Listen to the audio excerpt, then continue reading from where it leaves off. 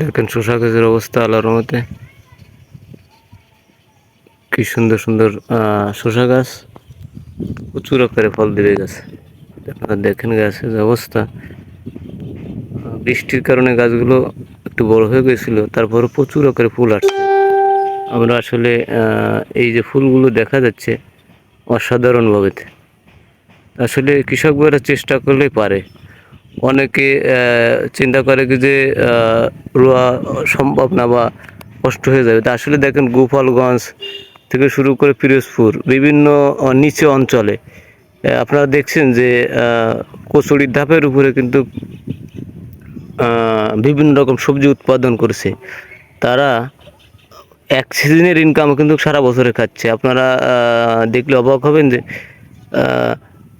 পিরোজপুরের নিচেই ওইদিকে কচুরি ধাপের উপর যে চারাগুলো উৎপাদন করে তাকে কিন্তু রোপণের জায়গা নাই, তারপর ওই চারাগুলো উৎপাদন করে বিভিন্ন জেলায় জেলায় কিন্তু তারা বিক্রি করে এবং লক্ষ লক্ষ টাকা ইনকাম করে। তাহলে তারা যদি পানির উপরে চারা উৎপাদন করে বিক্রি করে তারা স্বাবলম্বী হতে পারে, তাহলে আমাদের খুলনা বিভাগ এবং বাগেরহাট অঞ্চল, সাতক্ষীরা, এদিকে আপনার যশোর, এদিকে তো প্রচুর আকারের উঁচা জমি এবং বর্ষা হলেও বোঝা যায় না যে বর্ষা হয়েছে। যশোর অঞ্চলে আমি যতটুকু দেখেছি যে বর্ষা হয়ে গেলেও বোঝা যাবে না যে বর্ষা হয়েছে। দেখেন আগাম পদ্ধতিতে যশোর অঞ্চলে ওটি কচুরমুখী এবং ওল ওল কচু যেটাকে বলে, বিভিন্ন রকম সবজি যা শীতের মৌসুমে হয়, সেটা কিন্তু বর্ষার মৌসুম হচ্ছে। তাহলে চাষ করে উৎপাদন করা কিন্তু কোনো বিষয় না। অনেকেই এলাচেদ্দা করেন, ছাদের পরেও অনেকে চাষ করছে।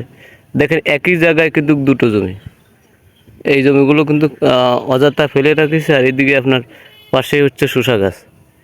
তাহলে চেষ্টা করলে কিন্তু সম্ভব। সেজন্য সবাই কিছু কিছু করে চাষ করবেন। শুধু ভিডিও দেখলে হবে না, নিজেরাও কিছু কিছু দেখে উদ্বুদ্ধ হবেন এবং বাসা বাড়ির আঙ্গিনায় 2-4টা মরিচ গাছ রোপণ করলেন, কিছু বেগুন গাছ রোপণ করলেন, এতে যথেষ্ট।